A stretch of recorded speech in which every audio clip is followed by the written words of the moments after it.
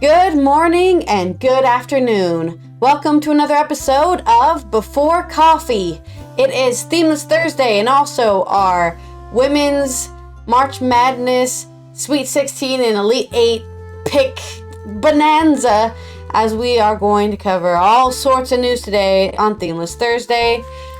Let's get into our headlines. Today on Before Coffee. Thames Water investors pull plug on £500 million of funding amid standoff with regulator. Conspiracy theorist and pillow seller Michelangelo is evicted from his warehouse. French lawmakers are weighing a bill banning all types of hair discrimination. And we look at the latest gambling controversies in Major League Sports. Italy is fighting back against souvenirs focusing on Michelangelo David's genitals. Those stories and more, which is National Weed Day, March 28th, 2024 on Before Coffee.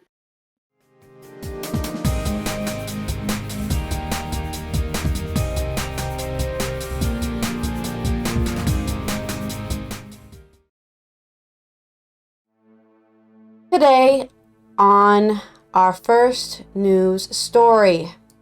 We talked about yesterday, they're canceling the boat race because there's E. coli in the water. The Thames Water investors are now, it looks like, pulling the plug. I don't know if this is related, but I'm assuming it's related. We'll see in the rest of the article from The Guardian by Alex Lawson. Investors in Thames Water have pulled the plug on £500 million of emergency funding amid a standoff with the industry regulator over attempts to raise bills, increasing the prospect that the heavily indebted company may be nationalized. This is exactly what I was talking about yesterday. The private company is getting fined every freaking year for bad practices. They're gonna have to, do something, because it's not working. Finding them was not working. The beleaguered utilities company said on Thursday that its shareholders had refused to provide the first tranche of £750 million funding to secure its short-term cash flow after the company had failed to meet certain conditions. Hey, you should still pay us even though we didn't follow through on the contract. Britain's biggest water company has been lobbying the regulator and also has a monopoly, Ofwat, to increase bills by 40%, pay lower fines for breaches, and keep paying out dividends. Okay, so they keep on breaking the law, which is why they have to pay fines. So they're basically lobbying the regulator to say, can you let us pay lower fines? And also, can we increase the price of water bills by 40%? The goal of this company. What the hell? The watchdog has been examining the company's business plan for 2025 to 2030. I mean, when you have a monopoly, nobody can come up and say, I'll do it instead. There's no one else. They have all the power. And the Thames said Ofwat's initial assessment of the plan will make the company uninvestable to shareholders. Yeah, I mean, you should invest in these people anyways. They're complete trash bags. The GMB's union, which represents many of Thames Water's workers, accused the company's shareholders of essentially blackmailing customers and Ofwat. The funding failure heightens the possibility that Thames Water could be placed into special administrations, which would result in the government stepping in and temporarily renationalizing the company. I think they should permanently renationalize the company. If it already has a monopoly, it might as well be a government institution. Chris Weston, the chief executive of Thames Water, said on Thursday, which is today, March 28th, that this was a long way off, but did not rule out the possibility. Weston said the company had $2.4 billion of funds it could draw on, which would last until next May or June. There's a chance that somewhere down the stream, you might get a specific special administrative outcome that there's a lot of water to go under the bridge. This guy is a joke. What the hell? He works for a water company and he just did 2 puns about water in the same sentence. He said there were various methods of raising funds, so there's a huge amount that has to happen before he can begin to conclude that administration is the case. Ofwat is due to give its first public view on the Thames and its peers' business plans in June, at which point Thames is expected to attempt to secure extra equity from new and existing shareholders. Weston added that the company would continue to serve its 15 million customers as usual. So poison in your water, guys. Don't get that Brita filter. And don't touch the water. It has E. coli. Reminder from yesterday. Do not go swimming. It has E. coli. The crisis for the Thames Water comes after a devastating data on the scale of raw sewage discharges into rivers and seas this week. Thames Water oversaw a 163% increase in the duration of sewage dumping into the rivers. That is a big amount of increase. Hello. As its creaking infrastructure failed to cope with rainfall levels. Reminder, it rains a lot in the UK. Why their infrastructure wasn't ready for that? Maybe they're a different company, right? They collected a bunch of companies because they have a monopoly, right? So they bought off a bunch of other water companies and then just took all the money without thinking about how they actually have to look at the infrastructure they purchased, the companies that they bought and merged with, and now they're getting all of the pain of what happens when you do that. The Thames is also at the center of a major investigation by water regulator for England and Wales, Ofwat, into sewage dumping for its treatment works, which could lead to large financial penalties being imposed on the company, which they've already been doing since like 2017. They've been fining this company. In July, Thames Water had agreed to £750 million of funding, the first payment expected to be made on the 31st of March, contingent on conditions. What are these conditions? Weston said Ofwat was examining Thames' 5-year plan line by line to decide how efficient the plan was and the extent on which the company could increase bills to cover the cost of repairs, investments, and running costs. However, investors believe Ofwat has so far been too stringent and refused to provide the £50 million of new equity. A statement on behalf of the Thames shareholders said, after more than a year of negotiations with the regulator, Ofwat has not been prepared to provide the necessary regulatory support for a business plan which ultimately addresses the issues that the Thames Water faces. As a result, shareholders are not in position to provide further funding to the Thames Water. Shareholders will work constructively with Thames Water, Ofwat, and government on how to address the consequences of Ofwat's decision. An Ofwat spokesperson said, safeguards are in place to ensure that services to customers are protected regardless of issues faced by shareholders. Today's update from Thames Water means that the company must now pursue all options to seek further equity for the business for... I'm going to say it wrong on purpose because I know it annoys you. To turn around the performance of the company for customers. Gary Carter, GMB National Officer, said assets and infrastructure are falling apart. Instead of putting the money to fix it, shareholders are refusing to pay a penny unless bills are allowed to rocket. Holding bill payers to ransom for cost after years of underinvestment is completely unacceptable. I agree with that. Separately, the parent company Kemble Water Finance said it would be unable to repay a $190 million debt that is due at the end. So they can't pay their own debts as a company, which is the risk you take as a company. You have debts, you have to pay them, and instead of, whatever they just want to make their customers pay it for them. Sorry guys, we incurred a debt. You're going to have a 40% increase on your water bill because we fucked up. Hell no. And this debt is due at the end of April. It was appointed advisors from the turnaround consultant Alvarez and Marshall to handle negotiations with lenders and the holders of the debt. Weston said customers would not be affected if Kemble defaulted. Yeah, because there's nobody to pay the money to. When asked about the prospect of going into special administration, a government spokesperson said there was a range of options available to the company to secure new investment. The financial woes of the company are likely to draw further attention on the stewardship of the company by Macquarie, the Australian bank that previously owned the water supplier, which has been heavily criticized for building huge debts to pay dividends to shareholders. This is what happens when you make a public need, like water. Water is one of those things you need to survive life, and you make it into a private company. I need water to live. Unfortunately, my water bills are going up 40% because the company in charge is fucking around with investors. So, there's your update on the whole water situation in the UK, well, in the greater London area, really. So, if you're not living there, you're in luck, but pay attention to your water companies and make sure they're not privatized, because that might explain why your water bills are soaring into the sky. Well, that's my story. On to, I guess, yours. Yeah, they're trying to balance their books in the backs of public health. Yep. Yay. Well, that's Never the way works, it is guys. in capitalism. And everything's for sale. Yep. It's like in the United States, our healthcare system, our education system, our prison system are all getting privatized because, hey, there's a buck to be made on human misery. And Woohoo!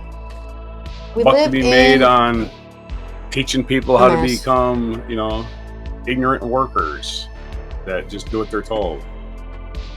In American news, Mike Lindell, might not be that familiar to viewers in Europe, but he's the My Pillow guy with his annoying commercials and his annoying human being in general.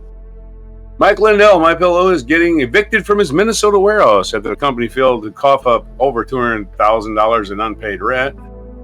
Things aren't looking great for Mike Lindell. This is from Quan Wee Kevin Tan. I think that's two people. It might be one.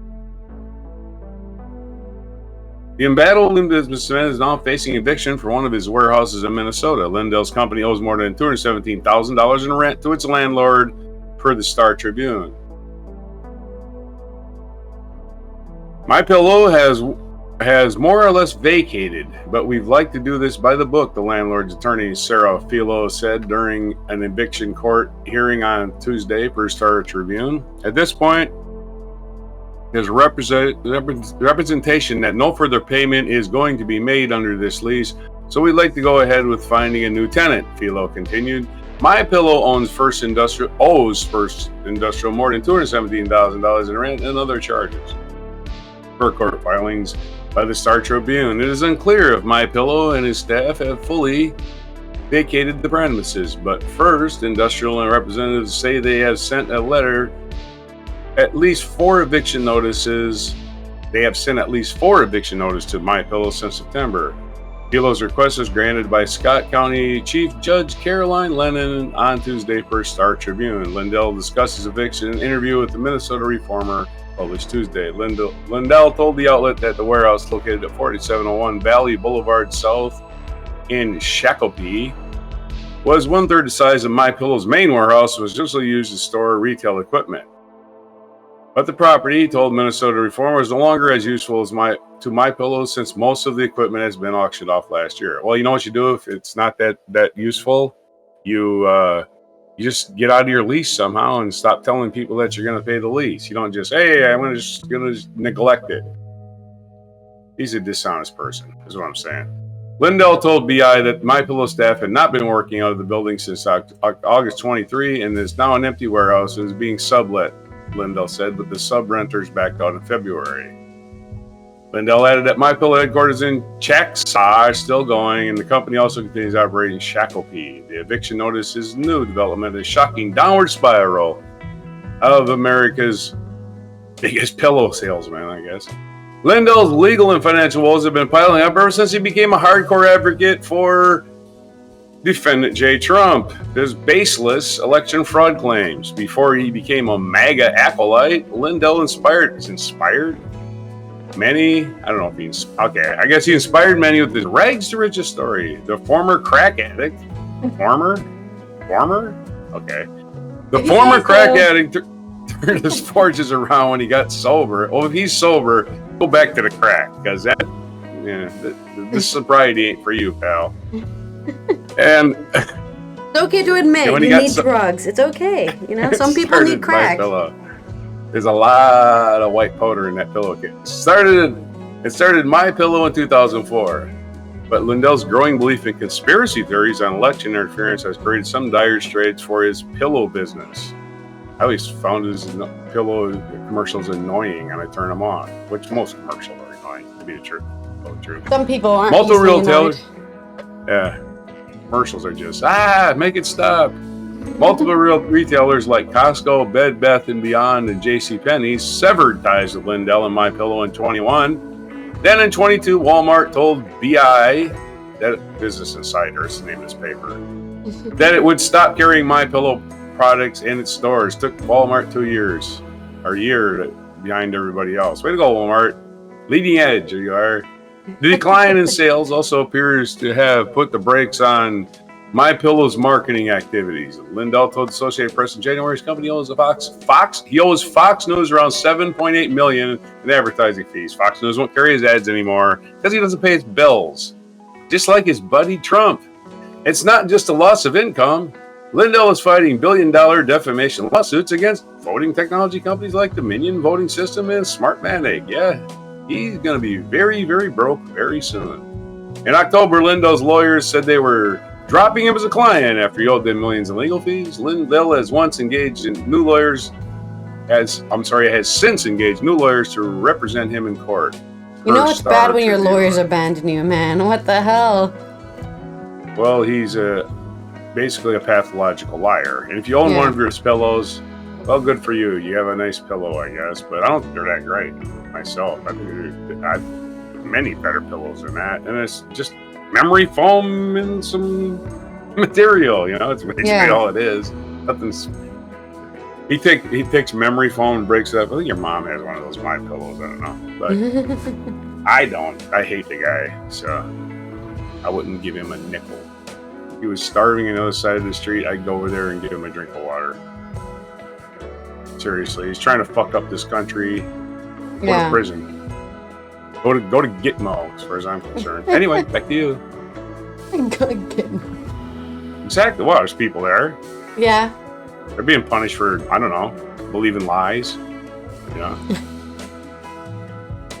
Well, another failed businessman, I guess. Let's go. Failed by Trump. Failed by following Trump. Yeah. Imagine, I'm not surprised. When it comes to France, however, they are looking at banning any time of hair discrimination in a new law. This is from the Hindu. Sorry? I didn't say anything. Oh, okay. I thought you said something. This is from the Hindu on AP, and by AP. A customer waits for their hair treatment in a hairdressing salon. Little do they know, they're not going to get the job because their hair is different. French lawmakers are debating a bill Thursday that would ban discrimination over the texture, which you can't control, by the way, the length, which you can control, and the color or style of someone's hair. Other things you can control. Matt, your hair texture, I don't like it. We're not hiring you. Wait, what? They can hire you for. They can not hire you for any reason. They don't have to tell you. They can. Yeah, that's true. Its author hope the groundbreaking measure sends a message of support to Black people and others who have faced hostility in the workplace and beyond because of their hair. It's about time, exclaimed Estelle Valois, a 43-year-old consultant getting her short, coiled hair cut in Paris salon, where the hairdressers are trained to handle all types of hair, a rarity in France. Today, we are going even further towards taking down these barriers of discrimination. The draft law echoes similar legislation in more than 20 U.S. states. The bill was proposed by Olivier Serva, a French lawmaker from the French Caribbean island of Guadeloupe, who says if passed, it would make France the first country in the world to recognize discrimination based on hair at a national level. The bill would amend existing anti-discrimination measures in the Labor Code and Criminal Code to explicitly outlaw discrimination against people with curly and coiled hair or other hairstyles perceived as unprofessional, as well as bald people. I guess bald people need protections too. It does not specifically target race-based discrimination, though that was the primary motivation for the bill. People who don't fit into Eurocentric standards are facing discrimination, stereotypes, and bias. Serva, who is black, told the Associated Press. The bill has France probably has, if I remember correctly, has a pretty large black population because they for a long time had African colonies They didn't want to let him go. And then they complained when the black people came to live in France, and it's like, then don't colonize Africa. Duh. Anyways, the bill had the chance of passing in Thursday's vote in the National Assembly, the lower house of Parliament, because it is supported by members of President Emmanuel Macron's centrist party, Renaissance, and left-wing parties. But it has faced opposition from conservatives and far-right lawmakers who see it as an effort to import U.S. concepts and race and racial discrimination to France. Yeah, let's just pretend only the U.S. is anti-black. What did I say on, what was it, Monday? What did I say on Monday? The whole world is anti-black, okay? Even people in Africa are anti-black. It's a thing that has been programmed into our society for the last 300 or so years. Even light-skinned blacks are exactly racially profiling dark-skinned blacks. Yeah, exactly. Like I said, it's built into our culture at the moment, our global culture. In the United States, 24 states have adopted the version of the Crown Act, which, fun fact, for me, the music video I helped film, which was last April, I think, is called Crown, and it is about the Crown Act. It is about the freedom to express your black hair without worrying about being treated like a lesser. Why does your hair look like that? I'm going to treat you like an animal. Okay, thanks. No. I might change it. The mic drop now. What, to the music video? Which stands for creating a respectful and open world for natural hair.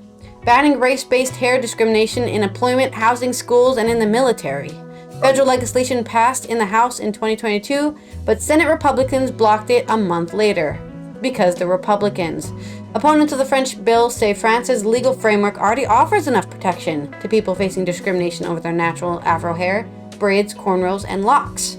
Authors of the bill disagree.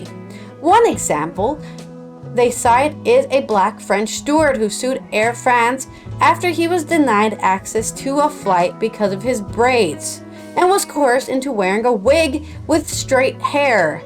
Hello? If you have the gall to do that in public, that means that the laws aren't strong enough to protect people.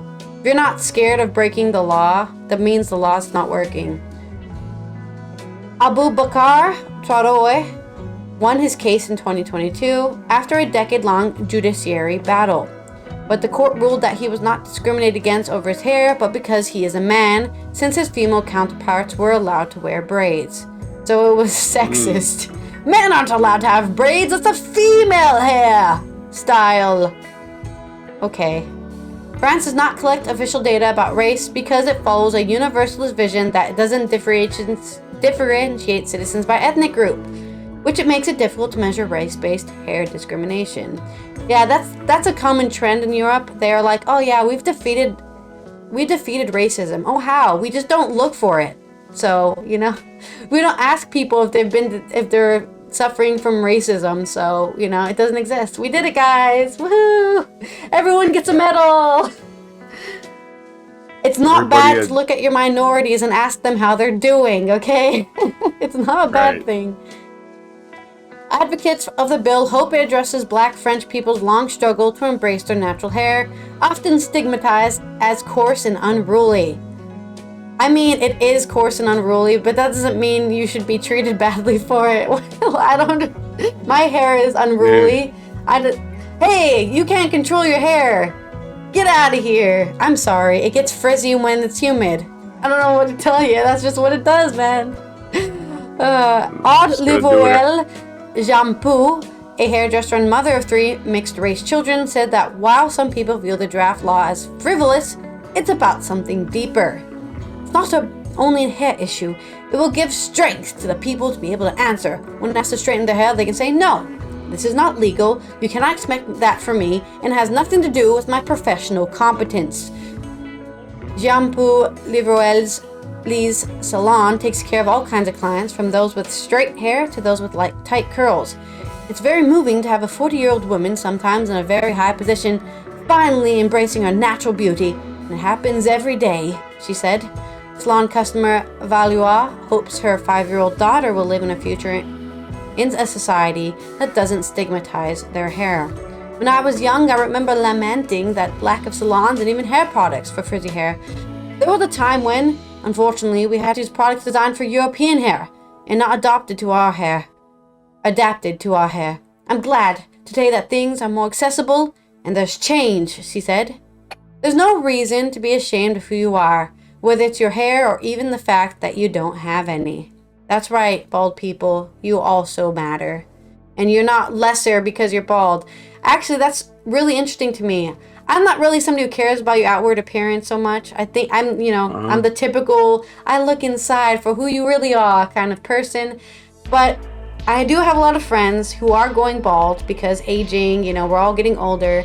And they feel low. They feel terrible about themselves. And I feel really bad for them because I genuinely don't believe there are people out there who care if you're going bald or if you have a widow's peak or any of that. It's purely a self-esteem issue.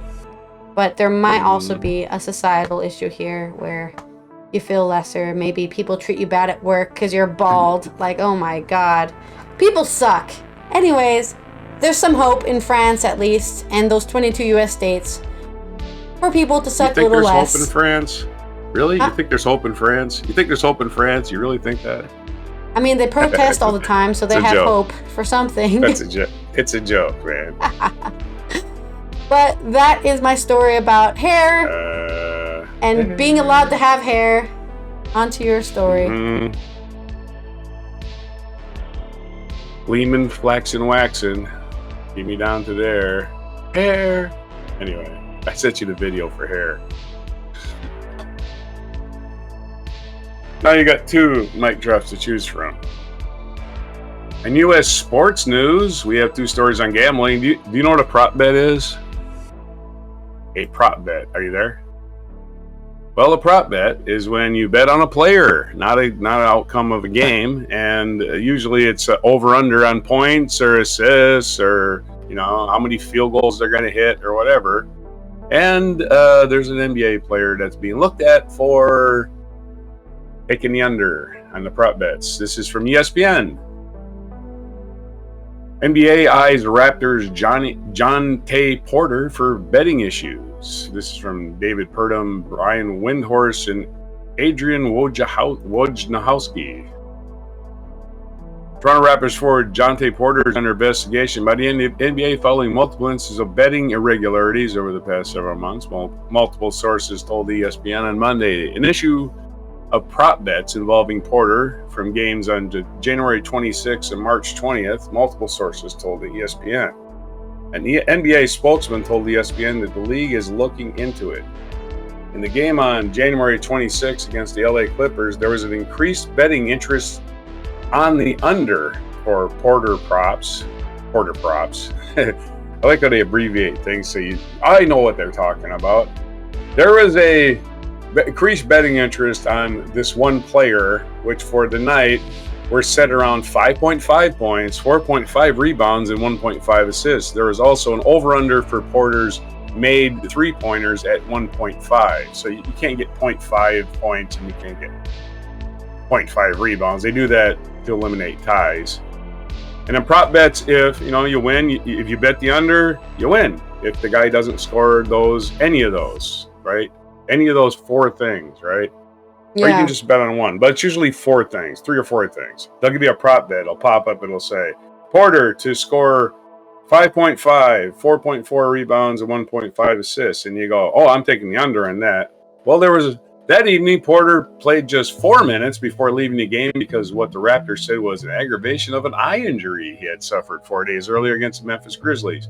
Porter did not score against the Clippers, but he had 3 rebounds and 1 assist. He did not attempt a 3, meaning the under hit on all of the props. Next day, as part of a daily report to users on betting results, DraftKings Sportsbook stated that the under on Porter's three-pointers was the biggest money winner for bettors of any NBA player props from games that evening. Porter played 19 minutes 2 days later and scored 12 points, 7 rebounds, and 3 assists. On March 20th, 2 days. Well, it was an eye injury. An eye injury can come and go, right? March 20th, against the Sacramento Kings, Porter played just 3 minutes before exiting because what the Raptors said was an illness and did not return. He did not score after attempting 1 shot and had 2 rebounds. Sportsbook had his over-under set around 7.5 points and 5.5 rebounds. The next day, DraftKings Sportsbook reported a media release that Porter's prop bets were the number one moneymaker for the night in the NBA. Wow. Some bench player, right? Oh, yeah. A bookie is cleaning up, folks. At least one of the U.S. sportsbooks detected an unusual betting interest on the Porter prop bets in the games in question. A sportsbook industry source told ESPN that multiple betting accounts attempted to bet large amounts, upwards of $10,000 and $20,000 on Porter unders in the January game against the Clippers. Betting limits on NBA player props vary by sportsbook and customers, but are typically around $1,000 and $2,000. I bet like $1. I think the most I've ever bet was I bet $50 in the Packers to win the Super Bowl, and they almost made it. I would have won $3,000. Wow, way over $3,000. Yeah. They're almost to the NFC Championship game. They're just there. They outplayed the team they lost to. Anyway, people were trying to do whatever they could to beat Jonte Porter props against the Clippers, the source said. And then just a few days ago, the same thing. We had a bunch of people trying to bet under for more. Bookies What's are the just rule with spreading the betting? wealth. Only bet what you can afford to lose. That's number the one rule, job. Right? Yeah, number one job of any casinos to catch cheaters, and this is one of the ways they do it. Porter, the brother of Denver Nuggets and star, he's the brother of Denver Nuggets star Michael Porter Jr. is on a 2-way contract with the Raptors, earning a $415,000 this year. But apparently, he owes money to gamblers because he wouldn't be doing this otherwise. Because you're making that kind of money, there is no way you're doing this. He owes money to gamblers, and that's what's going on here. He's got a problem. I wouldn't expect to see him playing the rest of the season. That's just my guess. I mean, the NBA's like, son, you got a problem. Get counseling. Now, there's rumors this happened to Michael Jordan because he's a degenerate gambler. Michael Jordan, but remember when he quit? You weren't around, but he quit to play baseball out of nowhere. Oof, I want to play baseball. And why? It was right after his father died. I wanted to play baseball. My father's dream was watching me play baseball. I said, well, your father's not here. And you're a basketball player, and you're the best basketball player. Why would you quit to play baseball? No, the NBA probably found out his gambling problems. Well, the rumors have it, it's never been verified, that, they said, you're getting suspended for 2 years for gambling, and we're going to cover your ass with a story, but you got to come up with something. So he played baseball for 2 years. But, of course, it's widely rumored to have happened, but no proof, right? And his dad was murdered. Right? There's rumors that his dad was murdered by, people coming to collect the money. You owe us money. Here's a warning. And right after that, he retires to basketball. Anyway, that's been the whispers ever since. Nothing to verify it. I have no proof. Anyway, but again, circumstantial evidence is strong. Why was the best basketball player in the world who has a gambling problem quit basketball? He missed the Raptors game on Saturday night against the Washington Wizards for personal reasons, according to the team. He was also out for Monday's loss to Brooklyn Nets for personal reasons. Raptors coach Darko Rakovic said he had become aware of the investigation shortly before Monday night's game. I never doubt injuries. I never doubt honesty from players, Rakovic said. Obviously, I've never had a situation like this before. He added that he had not discussed the matter with his team. Here's one thing you never know. NBA coaches are doing. They're not rigging games. NBA coaches would never rig a game. They get fired all the time anyway. They barely hold their jobs, I don't know. They wouldn't do anything to jeopardize it. I don't know their reaction, right? Dracovic said. I don't know anybody wants those kinds of situations to happen to anybody, to any team. We just got to deal with it. And NBA players, along with all league employers, are prohibited from betting on NBA events, including prop bets. Violations of the policy could include fines, suspensions, and possible termination of contracts, among other actions. No, he's not betting. He's just shaving points is what he's doing.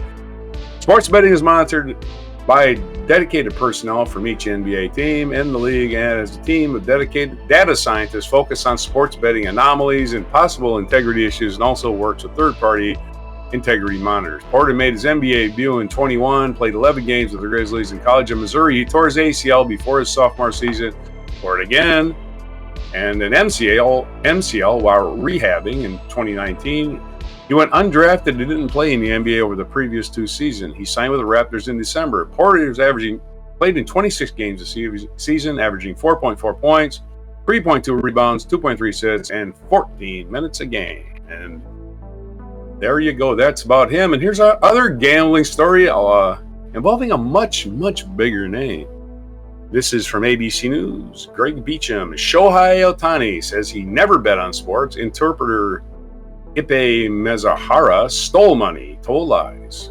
Shohei Ohtani said Monday he never bet on sports or knowingly bet on knowingly paid any gambling debts accumulated by his longtime interpreter, Ipe Mezahara. Instead, the Los Angeles Dodgers star claims his close friend lied to him for years and stole millions from the 2-time MVP. Ohtani gave his version of the events during a news conference at Dodger Stadium 5 days after Mezahara was fired by the Dodgers, following reports of Los Angeles Times and ESPN about his alleged ties to an illegal bookmaker and debts well over $1 million. I am very saddened and shocked. Someone whom I trusted has done this.